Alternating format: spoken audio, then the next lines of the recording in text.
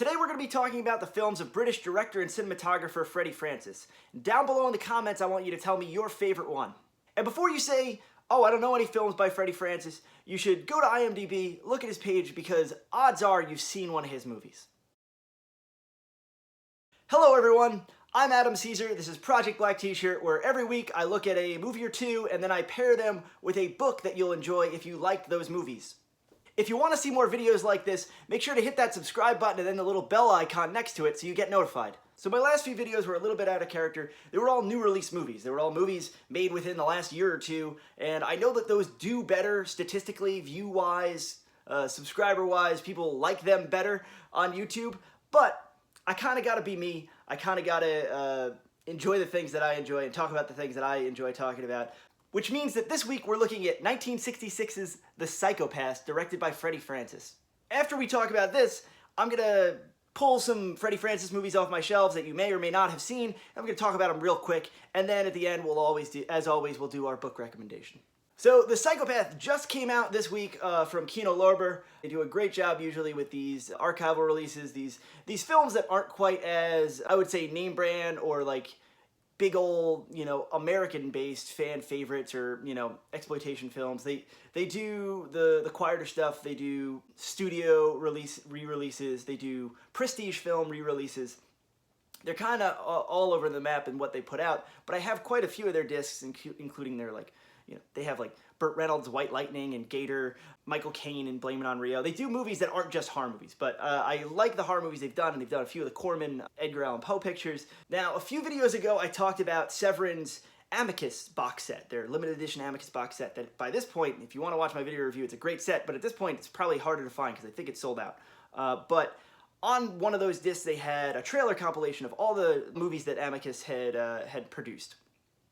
And among those trailers was the trailer for The Psychopath, a film I had not seen, not even heard of, and I guess kind of for good reason, because there's never really been much of a video release for it. I don't think there was ever a US VHS or ever a US DVD, and this is the first high-def version of it anywhere.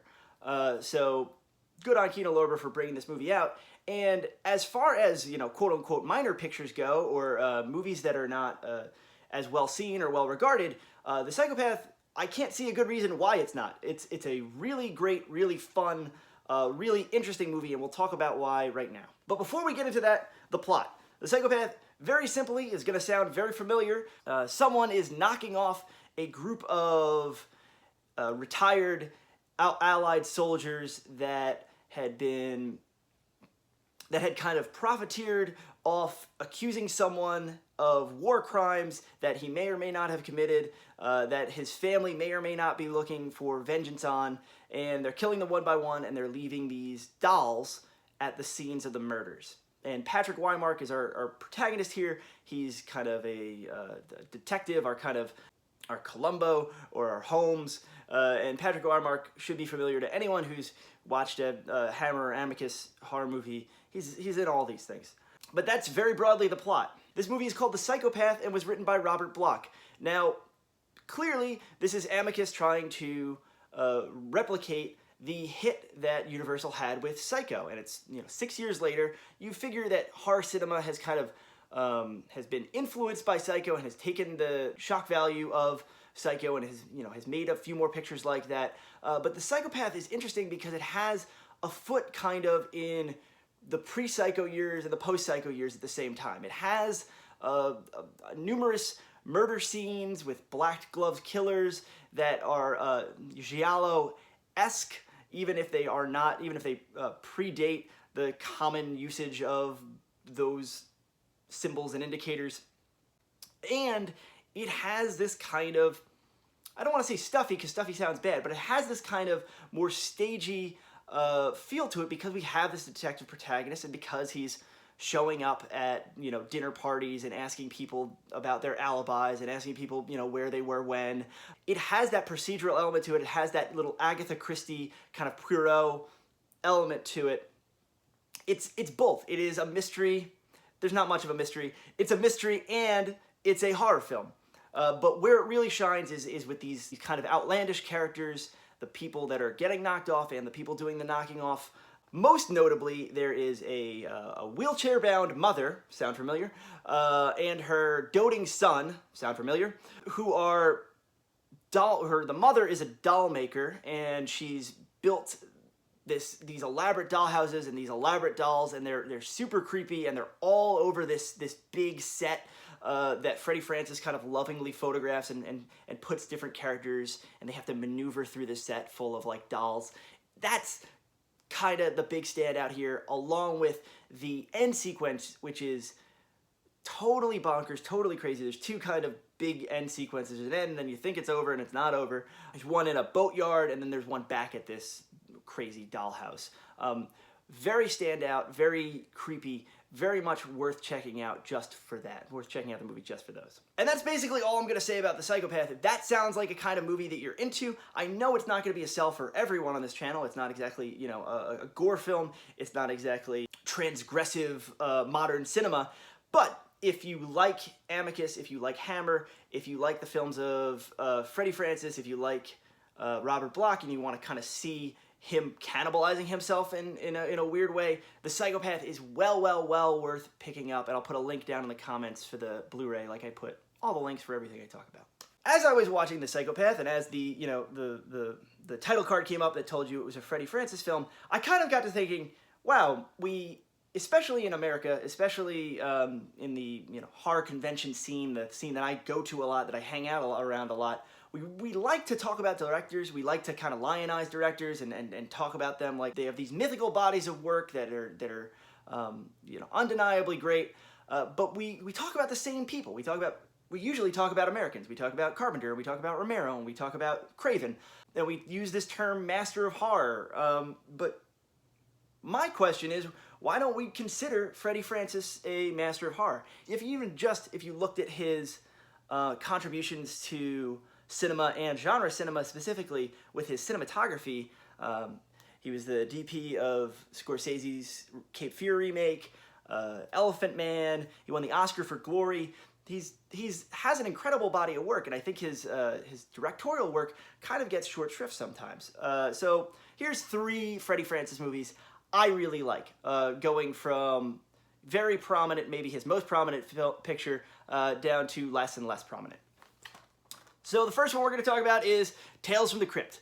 Tales from the Crypt, another Amicus picture, an Amicus anthology, which is kind of their bread and butter, and maybe the most famous of Amicus anthologies because it's based on the American comic and adapts a lot of these American comics with a very British sensibility.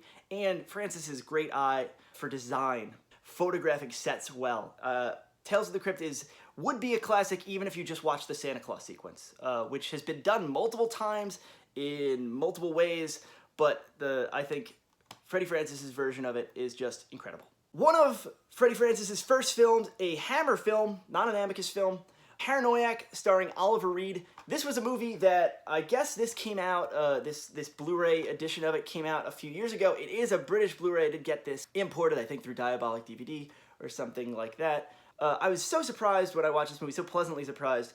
It is a nice little gothic thriller, and Oliver Reed is great, and the black and white cinematography looks unbelievable on this disc. This disc was a real standout. I don't know if by this point, this was a few years ago, by this point there might be a US equivalent of this, but this was region-free or regionless, which is why I was able to watch it.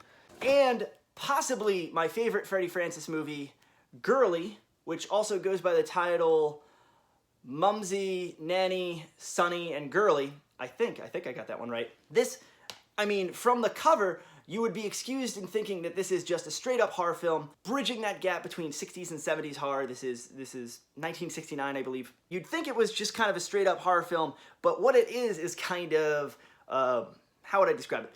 Harold Pinter's The Texas Chainsaw Massacre. It's got this really great quality to it. It's got this really great kind of absurdist, very stage play feel to it, but it's directed really well. It's creepy, and it's kind of silly, and it's kind of weird. Girly. If you check out one of these movies that I'm talking about, I would say check out Girly. I think there's got to be a Blu-ray release of it by now. This was Scorpion, this DVD, and this was a number of years ago. This was a while ago.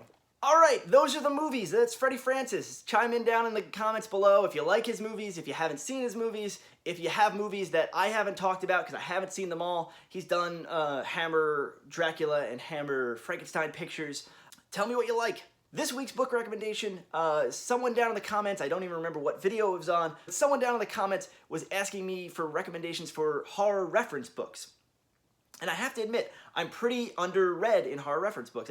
I talk about House of Psychotic Women and regional horror. I've mentioned those books in videos before, but I'm gonna go out and say So Deadly, So Perverse by Troy Howarth. And the reason I'm mentioning this is Howarth actually does the commentary track on Psychopath, and it was such a lively and interesting commentary track, and he does plug his book at the beginning of the commentary track that I'm like, oh, you know what? I'm gonna go on Amazon, I'm gonna pick this up. There is no ebook edition of it, sadly. There's just kind of, it's one of those reference books where it's like almost as expensive as a textbook, but it's probably laid out with like art and poster art and stuff like that. But it's about giallo films, and the first volume, there's 2 volumes, and I picked up the first volume. So people have told me it's very good. I believe Nick Cato, maybe I'm getting that wrong, but some people who like this kind of reading have told me it's very good, so I'm checking it out. Alright, that's the video for this week. I'm Adam Cesare. Don't forget to like this video, don't forget to subscribe, don't forget to go to my website where you can get yourself a free sample of my fiction. I write novels, short stories, sometimes comic books when they let me. They're all available in paperback, ebook, and some of them are in audiobook. If you like me, if you like the kind of stuff I talk about, you'll probably like my books. Alright, I'll see you next week, either Thursday or Friday. Bye-bye.